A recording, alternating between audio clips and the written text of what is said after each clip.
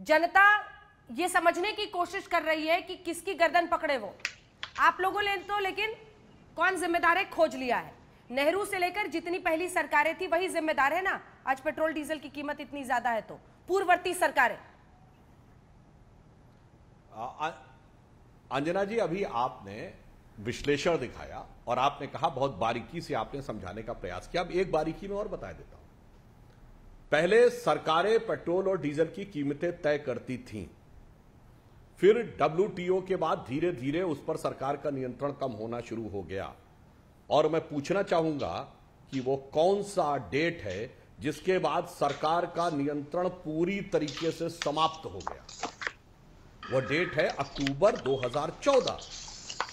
तो अक्टूबर 2014 के बाद भारत सरकार को कोई अख्तियार नहीं है कि वो किसी पेट्रोल डीजल की कीमत में आंशिक हस्तक्षेप भी कर सके। 2010 के बाद धीरे धीरे खत्म होना शुरू हुआ था, तो वो पार्शियली कर सकते।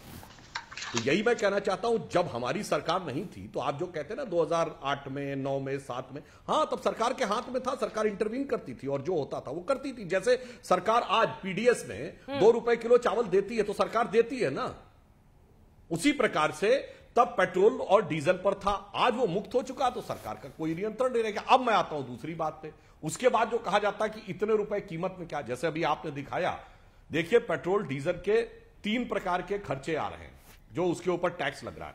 एक जो कंपनियों को कीमत में जा रहा है वो एक पक्ष है, दूसरा है जो लगभग 1/3 है वो केंद्र सरकार का राजस्व है, और तीसरा लगभग 1/3 जो राज्य सरकारों का राजस्व है। इसीलिए ये एकमात्र ऐसा प्रोडक्ट है, सिर्फ 2 ही ऐसे हैं जो राज्यों ने जीएसटी में नहीं आने दिए, क्योंकि राज्यों के राजस्व का यह बहुत बड़ा हिस्सा है। इसलिए यह समझौता हुआ कि भाई पेट्रोल डीजल को जीएसटी से बाहर रखो।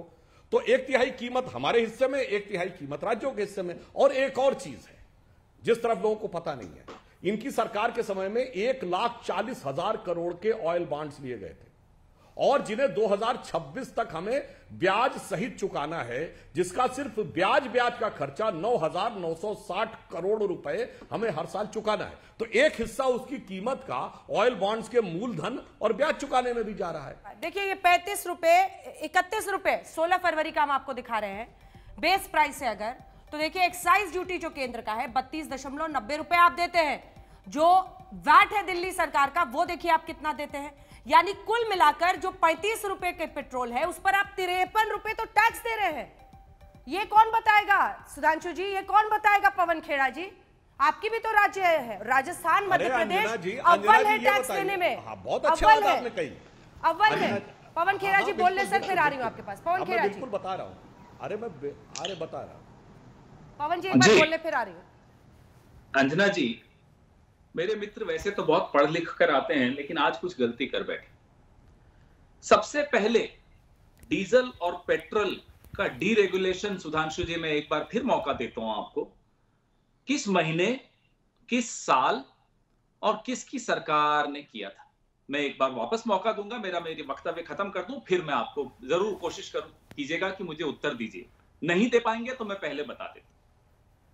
पेट्रोल और डीजल अप्रैल 2002 में सबसे पहले अटल जी की सरकार ने डीरेगुलेट किया। मैं बता रहा हूं भाई, अप्रैल 2002 में शुरू हुआ। इसलिए मैं जवाब ये दे रहा हूं ना। आपने गलत बोला, आपने पूरा कर ले। अरे मैं आपकी बात सुधांशु जी पूरा कर ले। पवन जी पूरा कर ले, फिर जवाब लूंगा।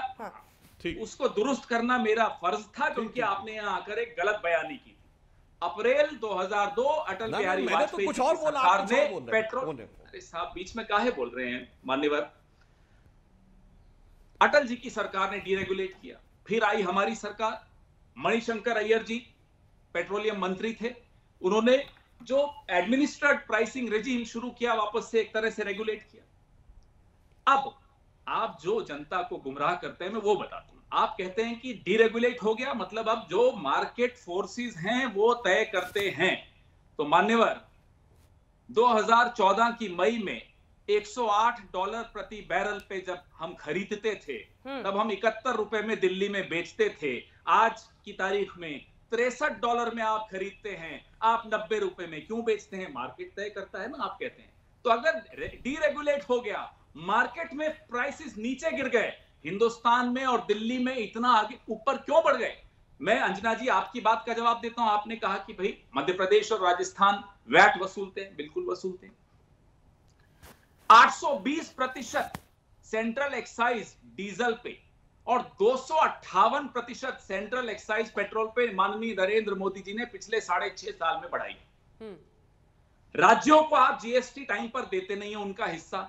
आप भले वो शिवराज चौहान साहब की सरकार हो, विजय रूपाणी जी की सरकार हो, मैं सबके पक्ष में बोल रहा हूं, या अशोक गहलोत जी की सरकार हो, हम उनसे उम्मीद करें कि वो जीएसटी उनको नहीं मिलेगा, उनको आप वैट बोलो कम कर दें। और नरेंद्र मोदी जी 820% सेंट्रल एक्साइज बढ़ाएंगे डीजल पर, 258% सेंट्रल एक्साइज बढ़ाएंगे पेट्रोल पर। ये कहां का न्याय है?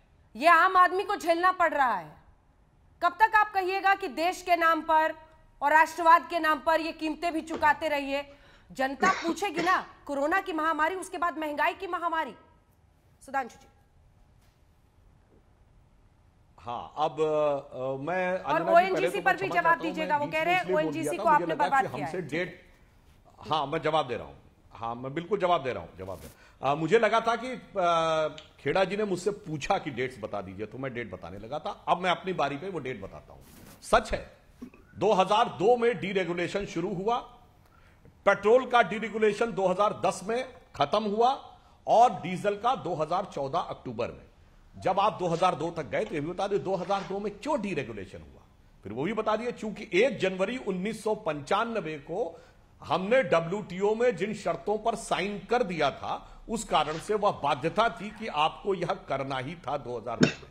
तो अब 1 जनवरी 95 में किसकी सरकार थी वो पता। अब मैं बहुत पीछे की बातों में नहीं जाता। आपने एक बात कही ओएनजीसी में, बिल्कुल सही बात है। आपने 2013 में 103 रुपए का खरीद के 73 में बेचा था 2014 में।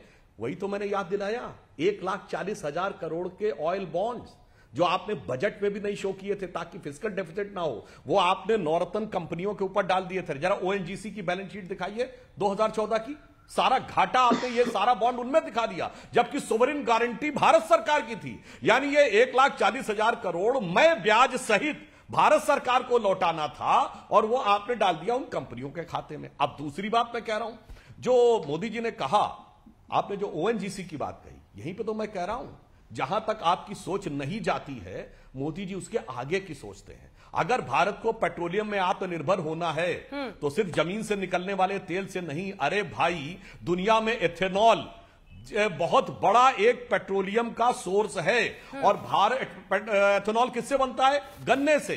गन्ने के उत्पादकों में भारत दुनिया का सबसे बड़ा उत्पादक है। क्यूबा और भारत में ही सबसे ज्यादा होता है, संख्या में भारत में सबसे ज्यादा होता है। भारत में एथेनॉल मिक्स होगा पेट्रोलियम में 20% 2030 तक, हमने तय किया। अब 684 करोड़ लीटर अब प्रोडक्शन हो रहा है एथेनॉल का, 1000 करोड़ लीटर होना चाहिए था। काहे नहीं आपने एथेनॉल का किया? बस ऐसी स्थिति है। अंजना जी, ठीक है, जवाब दीजिए पवन खेड़ा जी।